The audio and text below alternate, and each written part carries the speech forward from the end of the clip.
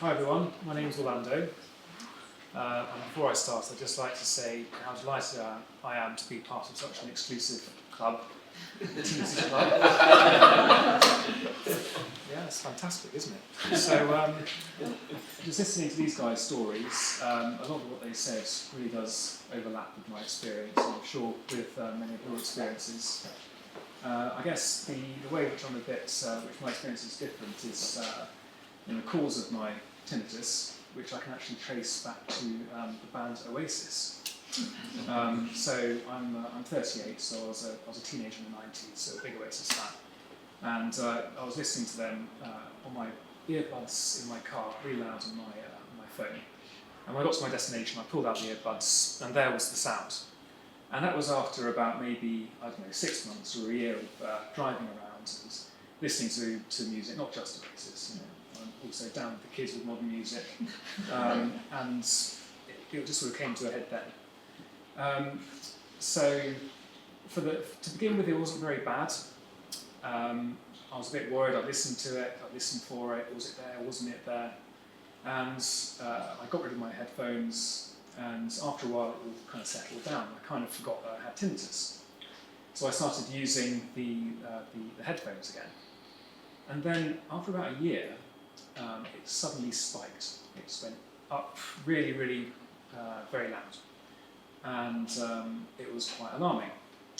And at the time, I thought it was down to using the headphones again, and I was cursing myself because, from my point of view, I'd been given a second chance. It wasn't that bad, but I'd been stupid. I continued with the headphones, and now here it was, and it was 10 times worse. I thought I'd done additional damage to my ears. Similarly, I saw a GP in the ENT, and it was it's a standard story. There's not much you can do about it really.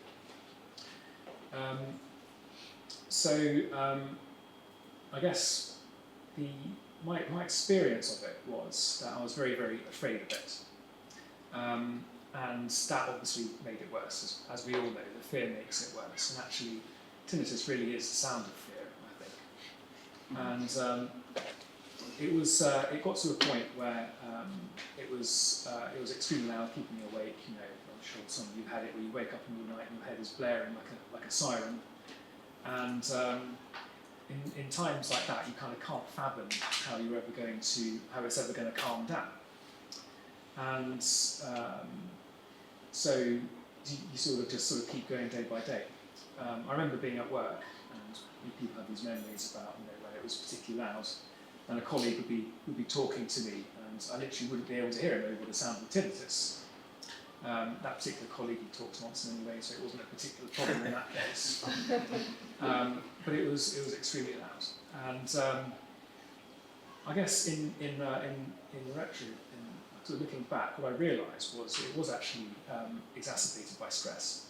I started working away in Bristol during the weeks, and I was expecting the birth of my daughter, second child.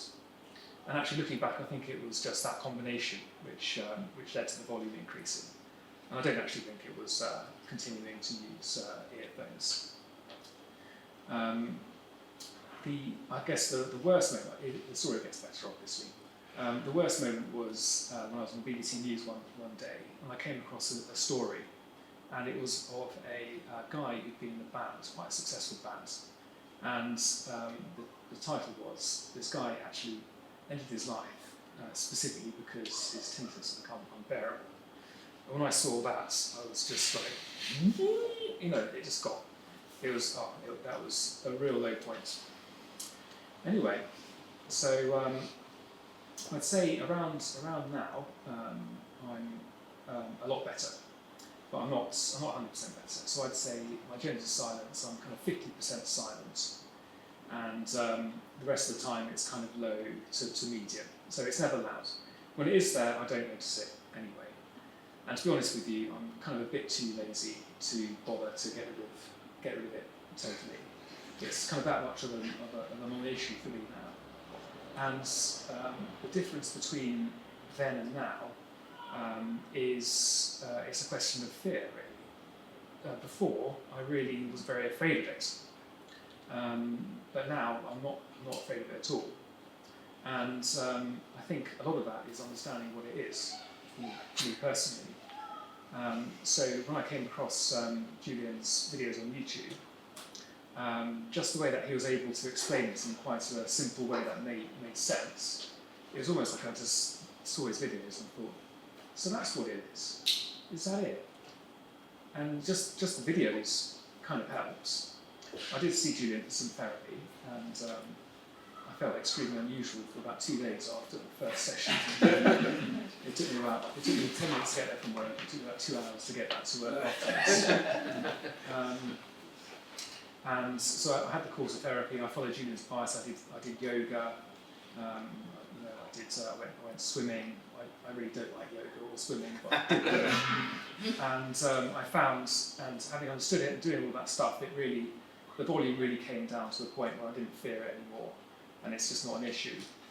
I guess the one thing that was always kind of nagged me in my mind when I was sort of having therapy was this worry that you have to calm yourself down, and you have to relax, and you have to be not stressed, and you have to avoid stressful things. Otherwise it will come back, and that kind of jarred me a bit because obviously everyone's got everyday life, and life just in general is quite stressful. It didn't seem particularly practical to try and avoid all of this stuff. I'm working. We've all got stressful jobs. You get stressed out of work, you've got family life and stuff. And I was always trying to reconcile that. So how am I going to kind of become this Zen yoga master, this chilled out, and doing all of that at the same time as going to work? And I work for a French company, so I've got to deal with French people. So I'm upset about that. And, I couldn't kind of reconcile it. But what I found was, because I had sort of had that fear and almost confronted that fear a little bit, because the fear had then gone away. It doesn't particularly matter if I get stressful now, and if the thing gets loud again. It's just like, well, so what? So the last thing I'll talk about is the underworld, or the internet, in other words. And I guess the perceived wisdom is to avoid the internet like the plague.